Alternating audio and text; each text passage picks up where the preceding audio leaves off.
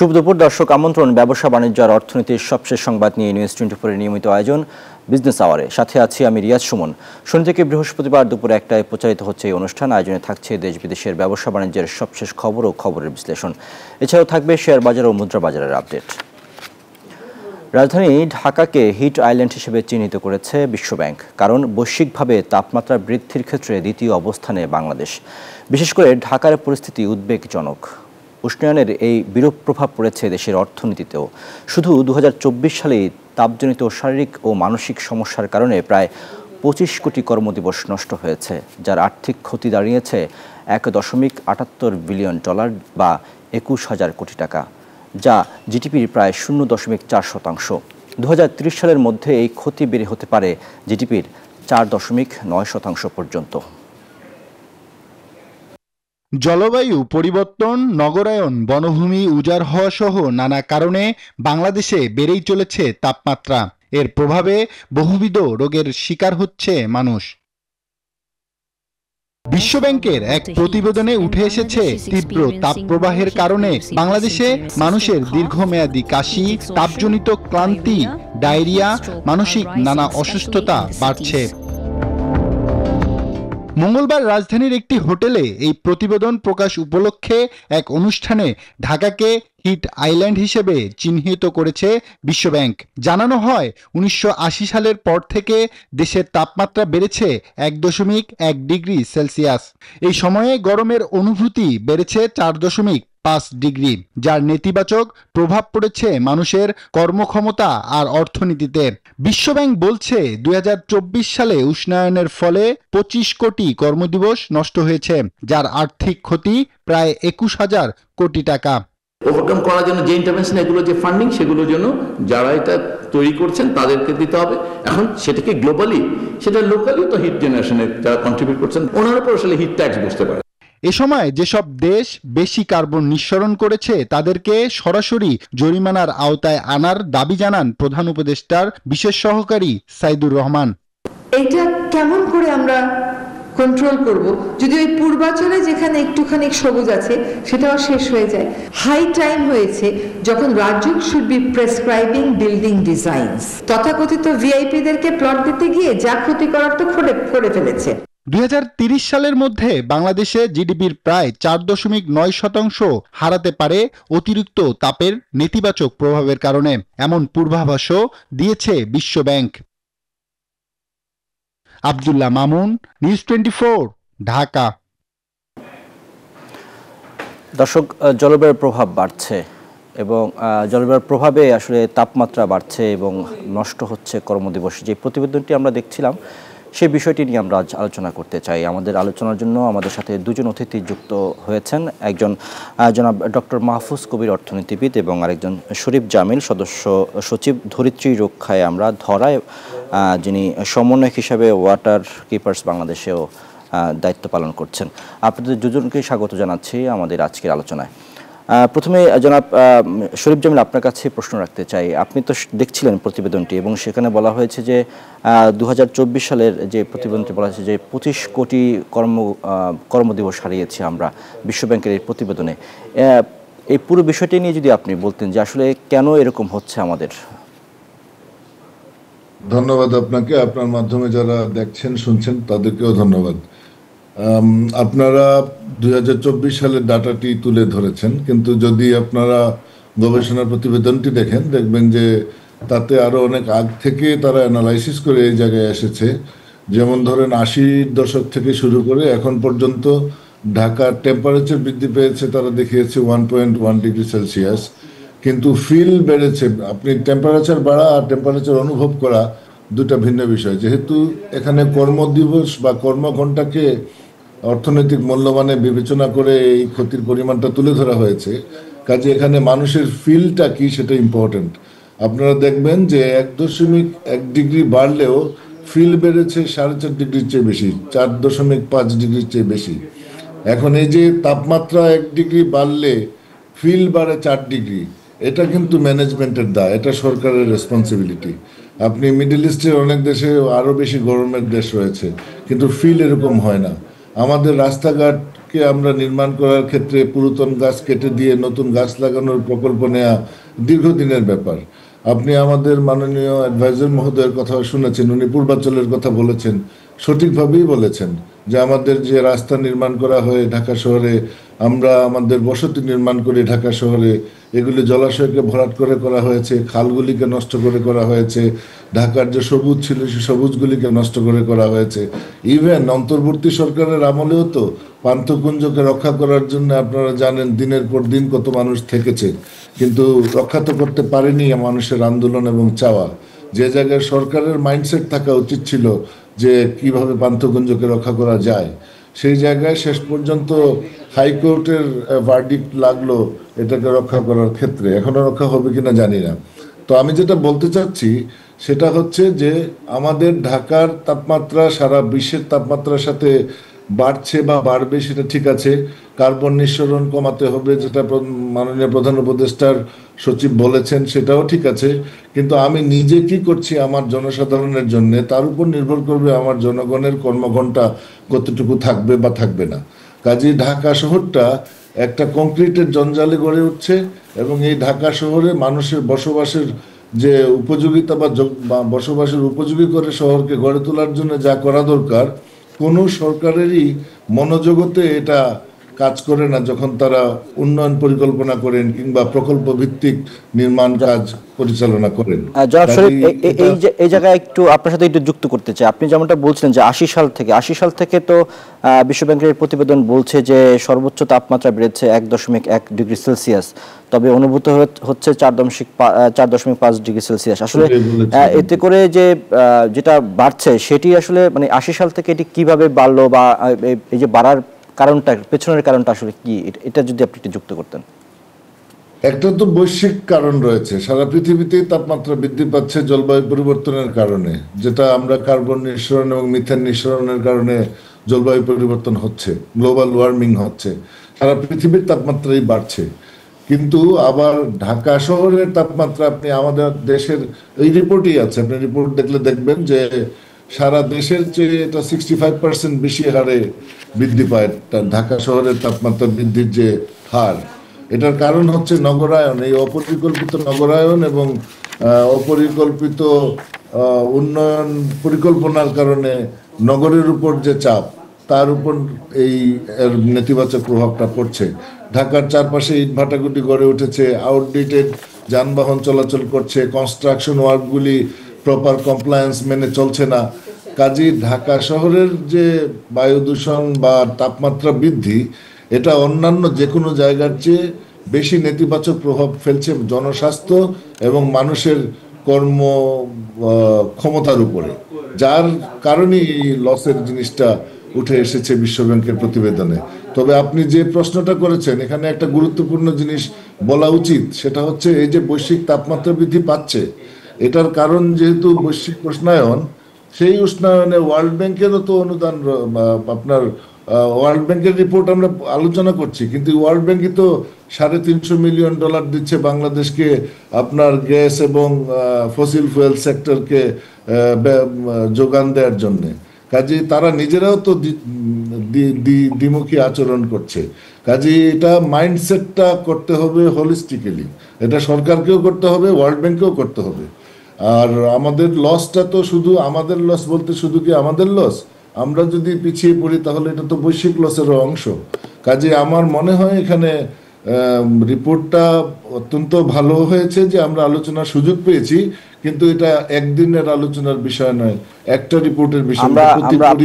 জি, আপনার কাছে আরো জানবো, আমরা একটু মাহফুজ কবিরের কাছে একটু জানতে চাই। মাহফুজ কবির, আপনি প্রতিবেদনে দেখছিলেন যে এখানে প্রায় 21,000 কোটি টাকা ক্ষতি হয়েছে শুধু 2024 সালের হিসাবটি যদি আমরা করি বিশ্বব্যাংকের প্রতিবেদন অনুযায়ী।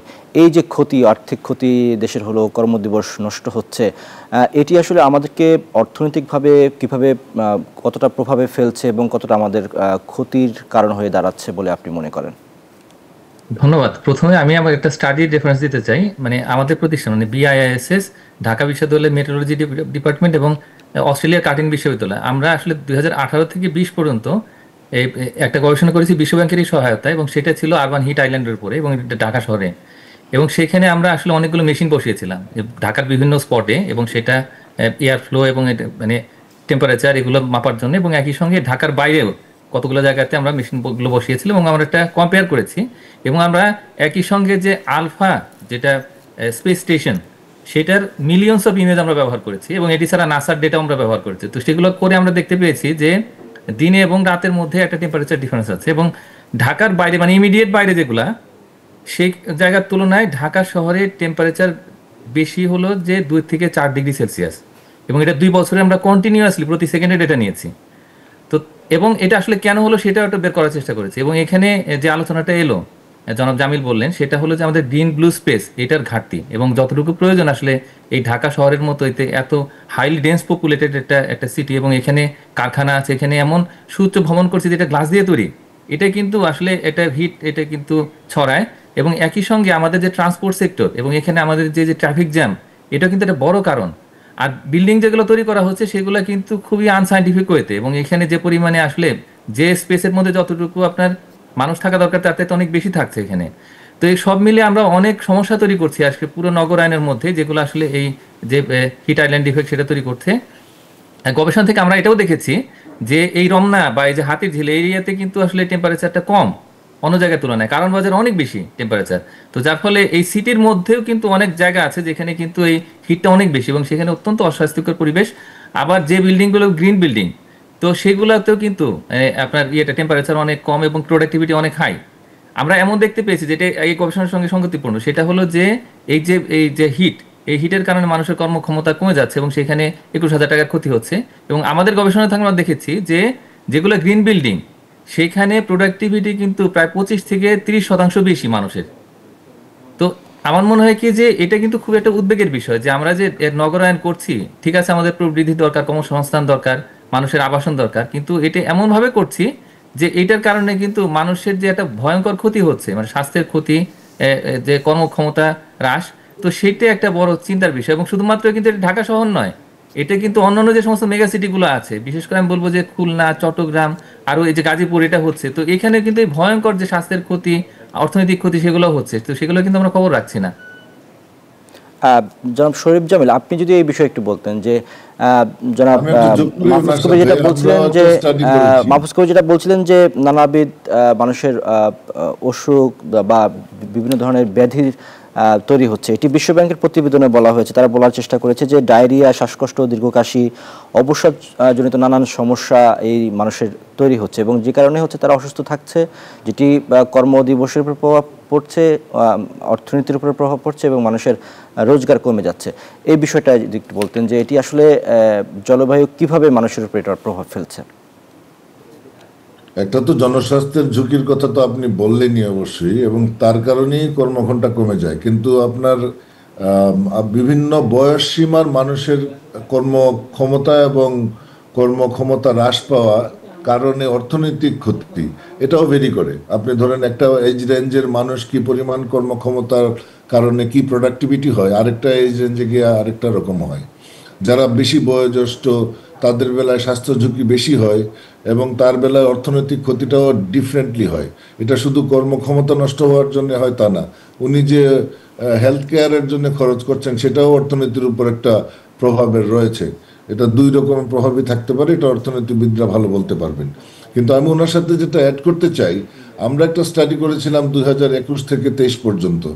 আমরা দেখেছি যে বড় বড় সিটিগুলির তো আমরা মনে করি যে হ্যাঁ দূষণ হবেই, আউটডেটেড গাড়ি আছে, বেশি যানবাহন চলে, নগরায়ন করতে গিয়ে পরিকল্পিত হয়নি, গাছ নাই, সবুজ নাই। কিন্তু আমরা দেখেছি কক্সবাজারের তা আপনার বায়ু দূষণের মাত্রা অনেক বেশি কম্পেয়ার টু আদার অন্য নগরের চেয়েও। কাজেই আমাদের যে দূষণ ছড়িয়ে যাচ্ছে সারা দেশে, এটা আমরা খেয়াল করছি না, এটা খেয়াল করার বিষয়। আর আরেকটা বিষয়, আপনি ঢাকার জন্য যেটা গত বছর মে মাসে, আপনি জানেন কিনা জানি না, C40 নামে একটা ইনিশিয়েটিভ আছে গ্লোবাল, যে নগরগুলিকে বাসযোগ্য করার জন্যে এটা ক্লাইমেট অ্যাকশন প্ল্যান বলে তারা একটা প্ল্যান ঢাকা সিটি কর্পোরেশনের জন্য নেওয়া হয়েছিল। ওইটাতে আমি গিয়েছিলাম, ওটা যখন তারা ওপেন করে, ওইটা একটা গ্লোবাল ফান্ডিংয়ের আন্ডারে হয়েছিল, ভারতীয় কনসালটেন্টরা এটা করেছিলেন এবং তখন যে সিটি কর্পোরেশন নর্থ এবং সাউথ দুই পক্ষই ছিলেন, ওইখানে তারা আইডেন্টিফাই করেছেন যে আমাদের প্রবলেমসগুলি কি কি এবং এই সিটিকে ক্লাইমেট রেজিলিয়েন্স করতে গেলে আমাদের কি কি করতে লাগবে। আমি তখনও বলেছিলাম এবং পরবর্তীতেও বিভিন্ন মিডিয়াতে বলেছি, আজও সেটা সত্যি। তারা রুট কজটা আইডেন্টিফাই করেন না ইন্টেনশনালি, কারণ এই রুট কজ যে কারণে ঘটে তার সাথে যুক্ত থাকেন তারা পলিসি মেকার। তারা অ্যাজ ফর এক্সাম্পল, আপনি জলাবদ্ধতার জন্য তারা নগরের ড্রেনেজ সিস্টেমকে উন্নত করার কথা চিন্তা করেন, কিন্তু নগরের চারপাশে ঢাকা শহরের সমস্ত নদীকে যে খাল বানিয়ে ফেলা হচ্ছে সেটাকে তারা অ্যাড্রেসই করতে চান না, ওইটা প্রবলেমের মধ্যে আনতেই চান না। কিন্তু আপনি ড্রেনের পানি যাবে কোথায়? খাল হয়ে তো নদীতে যাবে। কাজেই এরকম করে ওয়েস্ট ম্যানেজমেন্টের বেলায় আপনি দেখবেন কম্প্রিহেন্সিভ কোনো চিন্তা থেকে এটা হয় না এবং এর সাথে মানুষের কোনো সম্পৃক্ততা থাকে না, বিজ্ঞান প্রপারলি থাকে না। এই জন্যে সব কিছুই খণ্ড খণ্ডভাবে প্রজেক্ট বেস করা হয় এবং সুফল কখনোই আসে না। কাজেই ঢাকা শহরের এই প্রবলেম দূর করতে গেলে যেরকম কম্প্রিহেন্সিভ চিন্তা লাগবে, আর সারা পৃথিবীর তাপমাত্রাকে ধরে রাখতে গেলে তো আমাদেরকে হলিস্টিক চিন্তা করতে হবে। ওয়ার্ল্ড ব্যাংকেও এখানে ভূমিকা রয়েছে। জি অবশ্যই। জনাব মাহফুজ কবির, আপনি কি এই বিষয়ে কি বলবেন, যে যেটা জনাব শরীফ যেমন বলছেন যে ঢাকা শহরে এটি করার জন্য আসলে সরকারেরও একটি দায়িত্ব রয়েছে, সেখানে আসলে সরকারের ভূমিকাগুলো কেমন দেখছেন? বিশেষ করে এই যে বয়স্ক মানুষ যারা অসুস্থ হয়ে যাচ্ছে, কর্মঘণ্টা হারাচ্ছে, চিকিৎসা, সবকিছু মিলে এরা কি সাপোর্ট পাচ্ছে মানে সরকারের পক্ষ থেকে? না, এখানে কয়েকটা বিষয় আছে। সেটা হচ্ছে যে আমরা যখন একটা পরিকল্পনা করি তখন কিন্তু এই পরিকল্পনার মধ্যে যে বিভিন্ন স্টেক হোল্ডার তাদেরকে নিয়ে আসেন, বিশেষ করে যে সরকারের যে একটা কি কতগুলো ডিপার্টমেন্ট আছে, তো সেগুলোকে ইনভলভ না করার কারণে এই সমস্যাগুলো তৈরি হয়।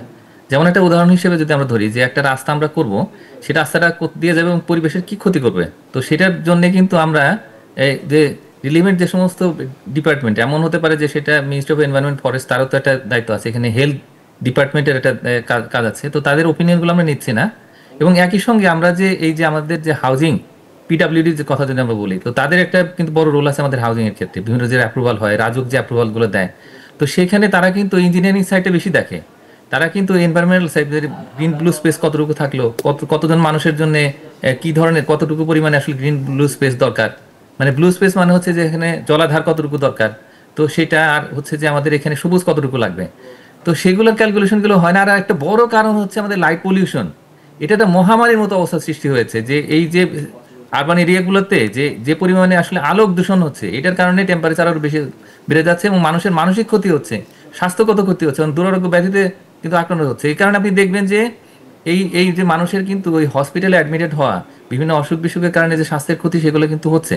তাই মনে করি যে এই জায়গাতে যে কোনো ধরনের কনস্ট্রাকশনে শুধুমাত্র ইঞ্জিনিয়ারিং সাইডটা না দেখে, শুধুমাত্র গ্রোথ, তারপরে এমপ্লয়মেন্ট জেনারেশন, রিয়েল এস্টেটের কতটুকু কি হলো, তো এই বিষয়টা না দেখে আমি মনে করি যে কম্প্রিহেন্সিভলি আমি মনে করি যে human health, physical mental health দুটোই দেখতে হবে এবং একই সঙ্গে যাতে পরিবেশের শত্রু হয়ে না দাঁড়ায় উন্নয়ন, সেটাও একটু দেখতে হবে এবং সেটা দেখাটা খুব জরুরি।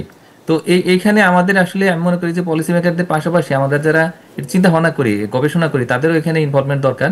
তো এবং একই সঙ্গে আমরা একটা ছোট জায়গাতে যদি কোনো একটা কনস্ট্রাকশন হয়, তাহলে সেটার এনভায়রনমেন্টাল এবং এই যে হেলথ ইম্প্যাক্ট, এই দুটো কি সেগুলোর জন্য স্টাডি দরকার। আমাদের এই তথ্য উপাত্তেরও অভাব রয়েছে, যার কারণে পলিসি মেকাররাও কিন্তু সেভাবে সিদ্ধান্ত নিতে পারেন না। তো এই জায়গাগুলো একটু আলোকপাত করা দরকার বলে আমার কাছে মনে হয়। শরীফ জামিলের কাছে যেতে চাই। শরীফ জামিল, আপনি যদি একটু যুক্ত করতেন।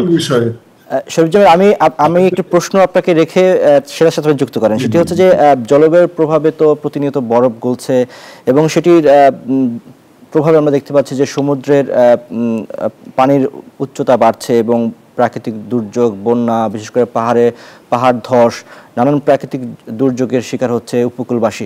এই বিষয়টি যদি একটু বলতেন, এটিও তো আমাদের জলবায়ুর পরিবর্তনের একটি অন্যতম কারণ। নিশ্চয়ই। আচ্ছা, আপনার প্রশ্নের উত্তরটা দেওয়ার আগে আমি ডক্টর মাহফুজের সাথে একটু যোগ করি। আরেকটা বিষয় হচ্ছে, একটা তো হচ্ছে উনি যেটা বলেছেন সেটা অবশ্যই সঠিক, পাশাপাশি আমাদের এক্সিস্টিং যে লিগ্যাল ফ্রেমওয়ার্কস আছে সেটারও তো কোনো ইমপ্লিমেন্টেশন নাই। আপনি রাজুকে ইমারত নির্মাণ বিধিমালা 2008 প্রণয়ন করার সময় আমরা যুক্ত ছিলাম। আমরা জানি যে মানুষের নিরাপত্তার জন্য ঢাকা শহরে ভূমিকম্প হলে কিংবা আগুন লাগলে আপনি মানুষকে বের করে নিয়ে আসতে পারবেন না, যে অপরিকল্পিতভাবে এই নগর বেড়ে উঠছে। সেই জন্য 2008 সালে আমরা ইমারত নির্মাণ বিধিমালা বানালাম এবং সেখানে আমরা নিরাপত্তার সাথে স্পেসিফিক্যালি 55 নম্বর ধারায় বলা আছে যে নিরাপত্তার জন্য একটা বাড়ি নির্মাণ করতে গেলে তার পিছনের বাড়ির পাশে বা রাস্তা কতটুকু হতে হবে মিনিমাম। আমি নিজে এর ভুক্তভোগী। আমার বাড়িতে অ্যাম্বুলেন্স ঢোকার জন্য আইন আছে, এটা আমার রাইট। রাজুক সেটা ইমপ্লিমেন্ট করছে না, এবং আপনি অবাক হবেন মানুষের পারসেপশনের মধ্যে আছে যে এটা এটার জন্য আমার কোনো অধিকার নাই, এটা মানে আইনগতভাবে আমি এটা পাই না। এটা আমার নিজের বেলায় ঘটছে, কাজে এটা সাধারণ মানুষের বেলায় কি হবে আপনি বুঝেন। কাজে সারা ঢাকা শহরে এরকম আইন কোথাও মানা হচ্ছে না, আইনের বাস্তবায়ন নেই।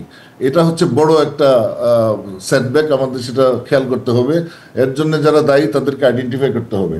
আর আপনি যেটা বললেন, হ্যাঁ, বিশ্ব যদি গরম হয়ে যায় বরফ তো গলবে, কিন্তু বরফ গলাই একমাত্র ডিজাস্টার নয়, আরো অনেক বড় বড় ডিজাস্টার আসবে যেটা আমরা খেয়াল করছি না। আপনি খেয়াল করেন এবছর আমরা ইলিশ মাছ কত করে খাচ্ছি, 3,500 টাকা কেজি খাচ্ছি, যেটা গত বছর 1,000 টাকা কেজি খেলাম। কিন্তু এটার কারণ যদি আপনি চিন্তা করতে লাগেন, একটা তো কয়লা ভিত্তিক বিদ্যুৎ কেন্দ্র বসাচ্ছি আমরা নিজেরা, যেটা সারা পৃথিবী চলে আসছে এস্টুয়ারির মুখগুলিতে, যেদিক দিয়ে মাছগুলি আসবে। বাট সিগনিফিক্যান্ট হচ্ছে তারা তো 2 মাসের মধ্যে 20 দিন তারা সাগরে যেতেই পারেনি, কারণ এই জলবায়ু পরিবর্তনের কারণে সাগরে এক্সট্রিম ওয়েদার প্যাটার্ন ফর্ম করছে এত রিকারেন্টলি, এত বেশি যে সাগরে জেলে মাছ ধরতে যেতে পারছে না। কাজেই জলবায়ু পরিবর্তনের যে ইম্প্যাক্ট, এটা উপকূলের তো নানান রকম আছে। আপনি জানেন স্যালাইনিটি ইন্ট্রুশন আমাদের মধ্যাঞ্চল পর্যন্ত চলে আসছে। মানুষের পানির অভাবে অ্যাডোলেসেন্সে যে মেয়েরা এখন বার্থ কন্ট্রোল পিল খাচ্ছে, এরকম অভিযোগও আমরা পেয়েছি সাতক্ষীরা অঞ্চলে। কাজেই এর থেকে বেরিয়ে আসার জন্যে আমরা তো ভিকটিম, আমরা অত দায় আমরা নাই, এটা বারবার বলা হয় যে আমরা 0.04% দায়, কিন্তু আমরা ভিকটিম হিসেবে আমরা যদি আমাদের দাবিটাকে শক্তিশালীভাবে উপস্থাপন করতে চাই, তাহলে আমাদের নিজেদেরকেও তো কমপ্লায়েন্ট হতে হবে, এবং যেটা আমাদের জন্য সাস্টেইনেবল হবে। আমরা নিজেরা ধ্বংসের দিকে হাঁটবো, আমাদের আইন আমরা মানব না, আমাদের স্বাস্থ্য ঝুঁকির জন্য যে অর্থনৈতিক লস হবে সেটাকে আমরা কনসিডারেশনে নিব না। আমরা শুধু যখন যেটা প্রয়োজন সেটা সুবিধার মতো বলবো, এতে সমস্যার সমাধান আসবে না। আমাদেরকে সঠিকভাবে আমাদের মনোজগৎকে পরিবর্তন করতে হবে। আমাদেরকে এটা বিশ্বাস করতে হবে যে এটা একটা বড় প্রবলেম, এটা যদি আমরা মোকাবেলা না করি, এটা ঘনবসতির দেশ, এটা জনবহুল দেশ, এটা ডেল্টা কান্ট্রি, এখানে পরিবেশ বিপর্যয় ঘটলে মানবিক বিপর্যয় হয়, এবং মানুষ যখন এখানে ফুঁসে ওঠে তখন তাকে আর কোনোভাবে নিয়ন্ত্রণ করার সক্ষমতা কারো থাকে না। কাজেই এটাকে অ্যাড্রেস করার জন্য সৎভাবে কম্প্রিহেন্সিভলি স্টেক হোল্ডার সবই রাখতে হবে, কিন্তু সবচেয়ে বড় স্টেক হোল্ডার হচ্ছে স্থানীয় মানুষ, এটা মনে রাখতে হবে।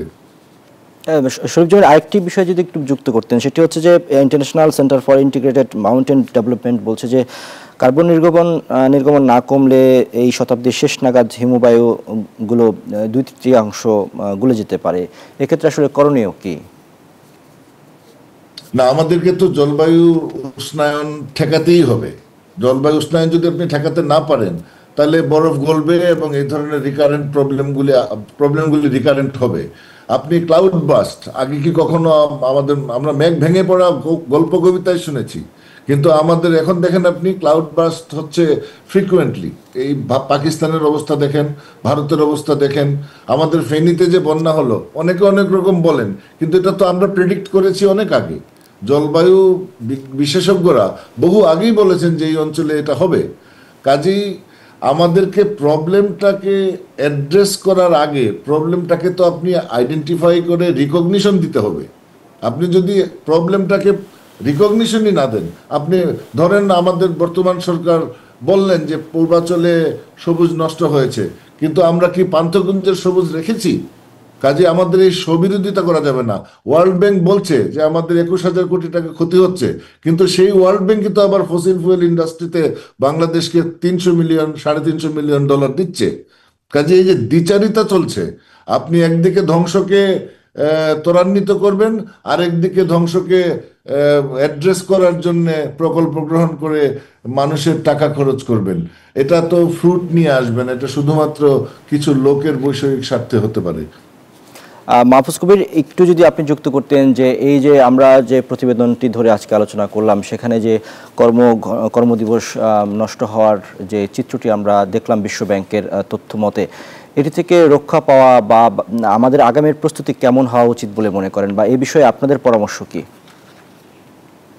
আমরা আমাদের প্রতিবেদনে যে জিনিসগুলো বলেছি তার মধ্যে একটা ছিল হচ্ছে যে আমাদের বিল্ডিংগুলোকে বা যে কোনো ধরনের যে কনস্ট্রাকশন বা যে কোনো ধরনের প্রজেক্ট সাইট, তো সেইখানে আমরা আসলে এখানে গ্রিন ব্লু স্পেসের ব্যবস্থা করতে পারি কিনা। এটা কিন্তু সহজেই করা যায়, ইঞ্জিনিয়াররা এটা খুব সহজেই করে দিতে পারেন, কিন্তু তারা কি করেন, তারা কিন্তু আসলে ওই যে প্রফিটের কথা চিন্তা করেন আর কি, যে কনস্ট্রাকশন কোম্পানি যাদেরকে নিয়োগ দিল তো তাদের প্রফিট কতটুকু হবে সেটা দেখার চেষ্টা করেন, এবং একই সঙ্গে যে স্পেসটাকে ম্যাক্সিমাইজ করে মানুষের বসবাসের বা অ্যাকোমোডেশনের উপযোগী করার সবসময় মাথায় থাকে। তা আমি মনে করি যে এখান থেকে বের হয়ে আসতে হবে, এবং আসলে এই যে এই বিল্ডিং কোড যেটা আছে সেটাকে একেবারে রিলিজিয়াসলি মানতে হবে, এবং এখানে নিরাপত্তা যেমন জড়িত তেমনি করে কিন্তু ওইখানে স্পেসের বিষয়টা বলা হয়েছে, যেখানে স্পেসটা রাখতে হবে, এবং তার জন্য কিন্তু আমরা একটু চেঞ্জ করে সেখানে গ্রিন ব্লু স্পেসের ব্যবস্থা করতে পারি। এটা আজকাল করে এবং সেভাবে গ্রিন বিল্ডিং হয়, অনেক উদাহরণ আছে। তো সেটা করলে কিন্তু অন্তত আমাদের কিন্তু এই জায়গাটাতে মানে মাইক্রো ক্লাইমেটটা কিন্তু আমরা এই চেঞ্জটা সেটা কিন্তু কিছুটা কমাতে পারি।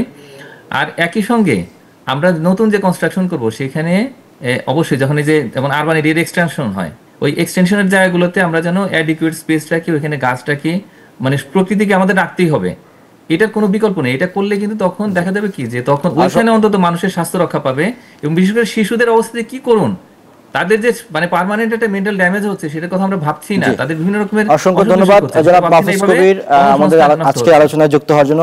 দর্শক, আমরা আলোচনা করেছিলাম জলবায়ুর প্রভাব বাড়ছে, তাপমাত্রা নষ্ট হচ্ছে, কর্মদিবস এ বিষয়ে আলোচনা করার জন্য আমাদের সাথে যুক্ত ছিলেন ডক্টর মাহফুজ কবির, অর্থনীতিবিদ, এবং শরীফ জামিল, সদস্য সচিব, ধরিত্রী রক্ষায় আমরা ধরার। তাদের দুজনকে ধন্যবাদ জানাচ্ছি আমাদের আজকে আলোচনা অংশ নেওয়ার জন্য। ধন্যবাদ। ধন্যবাদ। নানা অনিশ্চয়তা থাকলেও বছর বছর বাড়ছে বিদেশে কাজ করতে যাওয়া মানুষের সংখ্যা। পরিবার দেশ ছেড়ে প্রতিদিন হাজারো মানুষ পাড়ি জমাচ্ছেন বিভিন্ন দেশে। তবে বিগত বছরগুলোতে জনশক্তি রপ্তানি বাড়লেও সেই তুলনায় বাড়ছে না রেমিট্যান্স। বিশেষজ্ঞদের অভিযোগ, জনশক্তি রপ্তানির প্রকৃত তথ্য নেই সরকারের কাছে, তাই বৈধ চ্যানেলে রেমিট্যান্স আনতে এই খাতকে পুরোপুরি ডিজিটালাইজেশনের আওতায় আনার তাগিদ তাদের। জনশক্তি রপ্তানি খাত নিয়ে মাহমুদ হাসানের 3 পর্বের ধারাবাহিকের আজ দেখুন প্রথম পর্ব। ছবি তুলেছেন লিটন বাবু। শাহজালাল আন্তর্জাতিক বিমানবন্দর। কেউ চোখের জল লুকিয়ে বিদায় নিচ্ছেন, কেউ আবার বুক ভরা আশা নিয়ে পা বাড়াচ্ছেন বিদেশের মাটিতে অজানা পথে। একটু উন্নত জীবনের আশায় এইভাবেই পরিবার ছেড়ে যাচ্ছে অসংখ্য মানুষ। কিন্তু এসব ছবিতে স্পষ্ট খুব একটা স্বস্তি নেই চেহারায়, চোখে মুখে হতাশার ছাপ। নানা অনিশ্চয়তা জেনেও পাড়ি জমাচ্ছেন দূর প্রবাসে। দেশে ওই 5-6 লাখ টাকা খাটায় কোনো কিছু করা সম্ভব না। এই দেশের বিষয়ে মানে আমার কোনো প্রশিক্ষণ দেওয়া হয় নাই। সমস্যা হইলে ক্ষেত্রে পড়লে উনি বলছে সমাধান করে দিব, সমস্যা নাই। আবার ভিসার মেয়াদ চলে যাইলে উনি ভিসা লাগাই দিব। বছর বছর বাড়ছে বিদেশে যেতে চাওয়া মানুষের সংখ্যা। জনশক্তি কর্মসংস্থান ও পরিসংখ্যান ব্যুরোর তথ্য অনুযায়ী 2021 সালে বিদেশে গেছেন 6,17,000 শ্রমিক, 2022 সালে 11,35,000-এর বেশি, 2023 সালে আরও বেশি 13,05,000। তবে পরের বছর 2024 সালে হঠাৎ কমে বিদেশে কাজ করতে যাওয়া মানুষের সংখ্যা, দাঁড়ায় 10,11,000-এ। সবশেষ চলতি বছরের প্রথম 5 মাসে বিভিন্ন দেশে গেছেন 4,20,000 শ্রমিক। ফর্মাল চ্যানেলে রেমিটেন্স পাঠানোর বাধ্যবাধকতার জায়গাটা তৈরি করা যাচ্ছে না। তাতে করে জনসংখ্যা অর্থাৎ অভিবাসীর সংখ্যা বাড়লেও রেমিটেন্স ফর্মাল চ্যানেলে আসছে না, কিন্তু টাকা দেশে আসছে ঠিকই।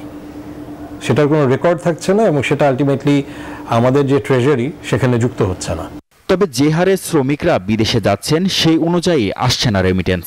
কমেছে আনুষ্ঠানিক চ্যানেলের মাধ্যমে অর্থ পাঠানোর হার।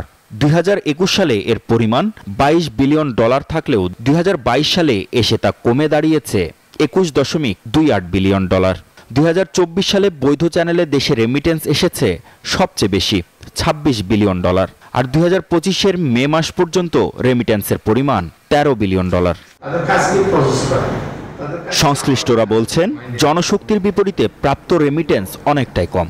এজন্য রেমিটেন্স চ্যানেলকে ডিজিটালাইজেশনের পাশাপাশি দেশভিত্তিক অ্যাপস তৈরির তাগিদ বাইরার সাবেক মহাসচিবের। কোন অ্যাপস তৈরি করি যেটা আমাদের সরকার, আমাদের ডেস্টিনেশন কান্ট্রির গভর্নমেন্ট, দুই গভর্নমেন্টই একটা ব্যাংকিং এটাকে লিগ্যালাইজ একটা ফরম্যাট তৈরি করে কর্মীদের হাতে তুলে দেওয়া। বিশেষজ্ঞরা মনে করেন প্রশিক্ষিত জনশক্তি পাঠাতে না পারা সহ নানা প্রতিবন্ধকতায় বিশাল সম্ভাবনাময় এই জনশক্তি খাত পুরোপুরি কাজে লাগানো যাচ্ছে না। এর কারণেই বহির্বিশ্বে স্বল্প মূল্যে বিক্রি হচ্ছে শ্রম, আবার অনেক ক্ষেত্রেই প্রতারিত হচ্ছেন অনেকে। সেখানে তারা শারীরিকভাবে গতর খেটে কাজ করে, কিন্তু সেই তুলনায় তারা তুলনামূলকভাবে বেতন কম পায় এবং অনেক ক্ষেত্রে প্রতারিতও হয়, নিয়মিত বেতনও পায় না এবং তাদেরকে এক্সপ্লয়েটও করা হয় যেহেতু তারা অল্প শিক্ষিত, অল্প প্রশিক্ষিত। বাজার বৈচিত্র্য ছাড়া এই প্রবৃদ্ধি টেকসই হবে না, তাই এ খাতকে ঘিরে সরকারের সমন্বিত পরিকল্পনা ও বাস্তবায়ন জরুরি বলেও ভাবছেন বিশেষজ্ঞরা। যাদের শ্রমে ঘামে বিনিময়ে আসছে রেমিটেন্স, টিকে আছে দেশের অর্থনীতি, কিন্তু নানা প্রতিবন্ধকতার কারণে বিশাল সম্ভাবনাময় এই শক্তিশালী খাতকে পুরোপুরি কাজে লাগাতে পারছে না বাংলাদেশ। সেজন্য এই খাত ঘিরে সরকারের সমন্বিত পরিকল্পনা এবং কঠোর বাস্তবায়ন জরুরি বলে মনে করছেন বিশেষজ্ঞরা। মাহমুদ হাসান, নিউজ 24, ঢাকা। দর্শক, নিচ্ছে একটি বিরতি, ফিরবো কিছুক্ষণের মধ্যেই, সাথেই থাকুন। নতুন শুল্ক আরোপের কারণে যুক্তরাষ্ট্রের বাজারে বাংলাদেশের তৈরি পোশাক রপ্তানি প্রায় 14% কমতে পারে। এতে দেশটির রপ্তানি বাজার প্রায় $10 বিলিয়ন ছোট হয়ে যাবে। মঙ্গলবার সিডাপ মিলনায়তনে এক কর্মশালায় এসব তথ্য তুলে ধরে বেসরকারি গবেষণা সংস্থা র্যাপিড। বাংলাদেশ এলডিসি থেকে উন্নয়নশীল দেশের কাতারে প্রবেশের পথে। এই উত্তরণ যেমন সম্ভাবনার দুয়ার খুলছে, তেমনি তৈরি করছে নতুন শঙ্কাও। বিশেষ করে যুক্তরাষ্ট্রের পাল্টা শুল্ক আরোপের নীতির ফলে বাংলাদেশের রপ্তানি খাতের উপর পড়তে পারে বাড়তি চাপ। গবেষণা প্রতিষ্ঠান র্যাপিড বলছে, মার্কিন শুল্কের প্রভাবে ইউরোপীয় ইউনিয়নের বাজারে প্রতিযোগিতা আরও তীব্র হবে। এই অবস্থায় প্রতিদ্বন্দ্বী দেশগুলো দাম কমিয়ে বাজার দখলের চেষ্টা করবে। ইম্প্যাক্টটা পুরোপুরি বুঝতে হয়তো আরেকটু সময় লাগবে, কিন্তু আমরা মনে করি মার্কিন যুক্তরাষ্ট্রের বাজারে ইনফ্লেশন বাড়বে। রেসিপ্রোকাল ট্যারিফের আগে ইউএস 80 থেকে $84 বিলিয়ন রেডিমেড গার্মেন্টস আমদানি করছিল। এখন যদি তাদের 12% আমদানি কম করে রেডিমেড গার্মেন্টসের, তাহলে রেডিমেড গার্মেন্টসের টোটাল আমদানি প্রায় $10 বিলিয়ন মতো কিন্তু কমে যাবে। বাণিজ্য সচিব বলে, এলডিসি গ্র্যাজুয়েশন পেছানোর চেষ্টা করছে সরকার, তবে আশাবাদী হবার সুযোগ কম। এই যে যারা বিরোধিতা করছে তাদের দিক থেকে টেকনিক্যাল চেষ্টা করছি সেটা তারা বিরোধিতা না করে, তবে যে হোপ জন্মানোটা উচিত হবে না। আমরা একটা চেষ্টা করছি যে আপনার ধীরে ধীরে অগ্রসর হয়ে এলডিসি গ্র্যাজুয়েশন যদি আমরা 3 বছর যে পার করতে পারি, তাহলে সেটা আমাদের অর্থনীতির জন্য খুবই ভালো হবে। বক্তারা বলেন, এলডিসি সুবিধা হারানোর পর যুক্তরাষ্ট্রে শুল্কমুক্ত প্রবেশাধিকার না থাকলে বাংলাদেশের প্রতিযোগিতার সক্ষমতা কমে যেতে পারে। এতে পোশাক সহ বিভিন্ন খাত হুমকির মুখে পড়বে। তারও আগে আমাদের মরিয়ম আজিজ মরিন, নিউজ 24, ঢাকা। এবারে জানাবো শেয়ার বাজারের খবর।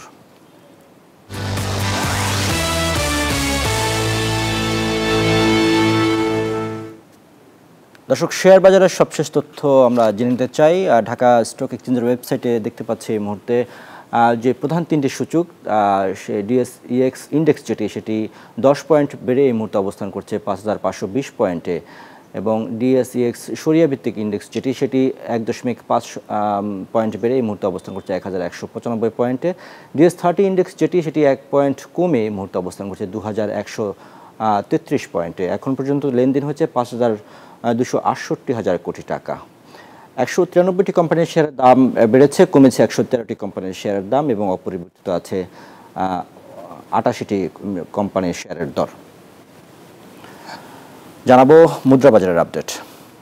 মুদ্রা বাজারের আপডেটে আমরা দেখতে পাচ্ছি এই মুহূর্তে মার্কিন ডলার 122 টাকা ক্রয় হয়ে বিক্রি হচ্ছে 123 টাকায়, ইউরো 137 টাকা ক্রয় হয়ে বিক্রি হচ্ছে 142 টাকায়, পাউন্ড 157 টাকায় ক্রয় হয়ে বিক্রি হচ্ছে 165 টাকায়, চীনা ইউয়ান 16 টাকায় ক্রয় হয়ে বিক্রি হচ্ছে 17 টাকা 50 পয়সায়, সৌদি রিয়াল 32 টাকা 50 পয়সায় ক্রয় হয়ে বিক্রি হচ্ছে 32 টাকা 60 পয়সা, এবং ভারতীয় রুপি 1 টাকা 38 পয়সায় ক্রয় হয়ে বিক্রি হচ্ছে 1 টাকা 45 পয়সায়। জানাবো স্বর্ণের দাম। স্বর্ণের দামে আমরা দেখতে পাচ্ছি যে 22 ক্যারেটের স্বর্ণ যেটি, সেটি দাম আছে 1,89,621 টাকা। 21 ক্যারেটের প্রতি ভরি স্বর্ণের দাম আছে 1,81,002 টাকা।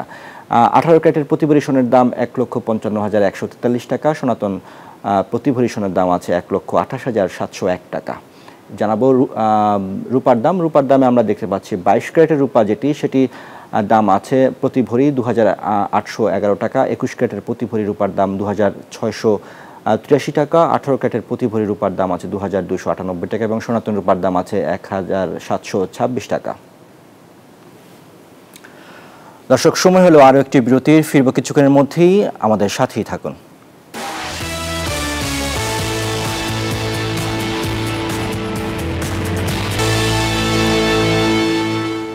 আসন্ন শারদীয় দুর্গাপূজা উপলক্ষে ইলিশের প্রথম চালান 37.46 মেট্রিক টন ভারতের পেট্রাপোল বন্দরে প্রবেশ করেছে। মঙ্গলবার রাত 1টার দিকে যশোরের বেনাপোল স্থলবন্দর দিয়ে 7টি ট্রাকে প্রবেশ করেছে বলে নিশ্চিত করেছেন বেনাপোল বন্দর পরিচালক শামীম হোসেন। বন্দর সংশ্লিষ্টরা জানায়, ভারতের কলকাতার 5টি আমদানিকারক প্রতিষ্ঠান ইলিশগুলো আমদানি করেছে। বাণিজ্য মন্ত্রণালয়ের নির্দেশনা অনুযায়ী আগামী 5 অক্টোবরের মধ্যে ইলিশ রপ্তানি শেষ করতে হবে। এবারে জনপদে শিল্প বাণিজ্যের খবর।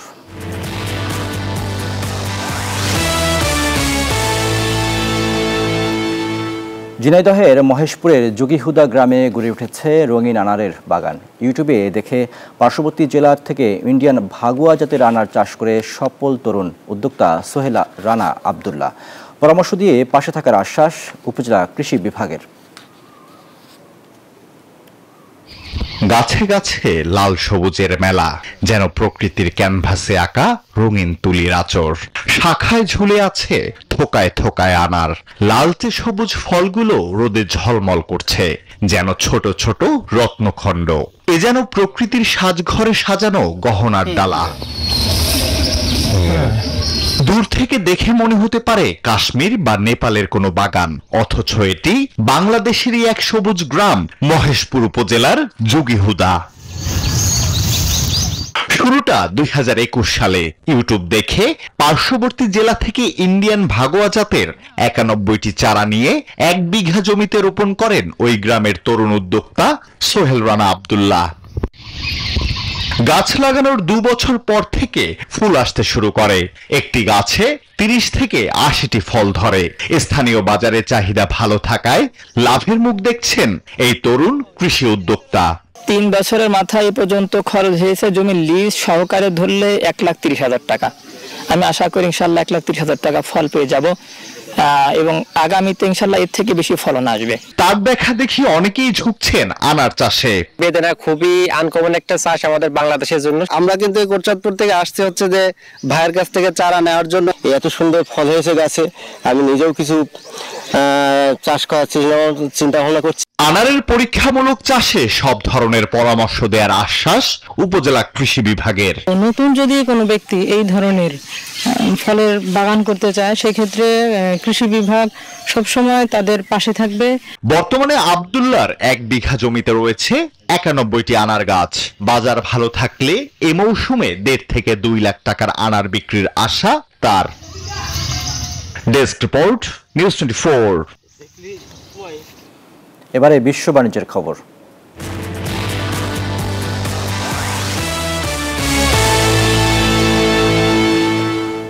বাহরাইনের বাজারে স্বর্ণের দাম রেকর্ড ছুঁয়েছে। শুধু সেপ্টেম্বরের প্রথম 15 দিনে স্বর্ণের দাম কয়েক দফা বেড়েছে। 1 গ্রাম 22 ক্যারেট স্বর্ণের দাম বর্তমান মূল্য ঠেকেছে 42 বাহরাইনি দিনারে, যা বাহরাইনের ইতিহাসে সর্বোচ্চ। ফলে খুব প্রয়োজন না হলে স্বর্ণ কিনছেন না ক্রেতারা। বিক্রি কমায় বিপাকে পড়েছেন জুয়েলারি ব্যবসায়ীরা। বাহরাইন থেকে আরিফুল ইসলামের তথ্যচিত্রে দেখুন ডেস্ক রিপোর্ট। পারস্য উপসাগরের পশ্চিম তীরের ছোট্ট দ্বীপরাষ্ট্র বাহরাইন জ্বালানি তেল ও প্রাকৃতিক গ্যাস ভিত্তিক অর্থনীতির দেশ হলেও অন্যান্য ব্যবসা বাণিজ্যেও বেশ এগিয়ে বাহরাইন, যার মধ্যে অন্যতম স্বর্ণ ব্যবসা। এর সঙ্গে স্থানীয় ও ভারতীয় ব্যবসায়ীদের পাশাপাশি বাংলাদেশি মালিকানাধীন প্রতিষ্ঠানগুলো পাল্লা দিয়ে চলছে। তবে বিশ্ববাজারে দাম বাড়ার সঙ্গে সঙ্গে মধ্যপ্রাচ্যের চলমান অস্থিরতায় বাহরাইনেও স্বর্ণের দাম ঊর্ধ্বমুখী।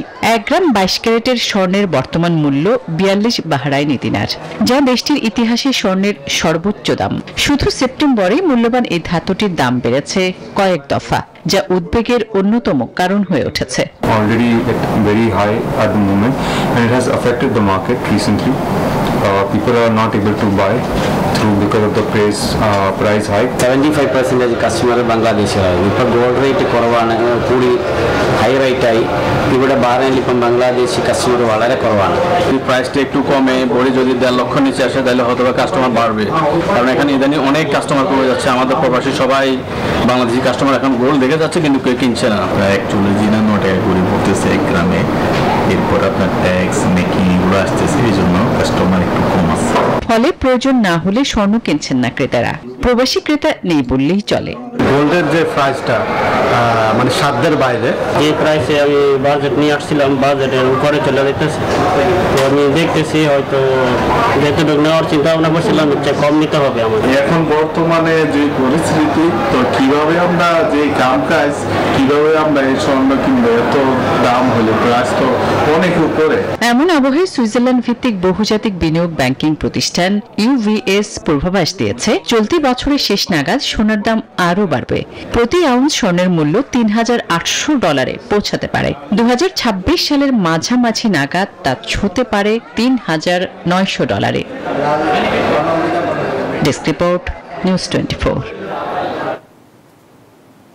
এই ছিল বিজনেস আওয়ারের আজকের আয়োজন সাথে থাকার জন্য ধন্যবাদ সবাইকে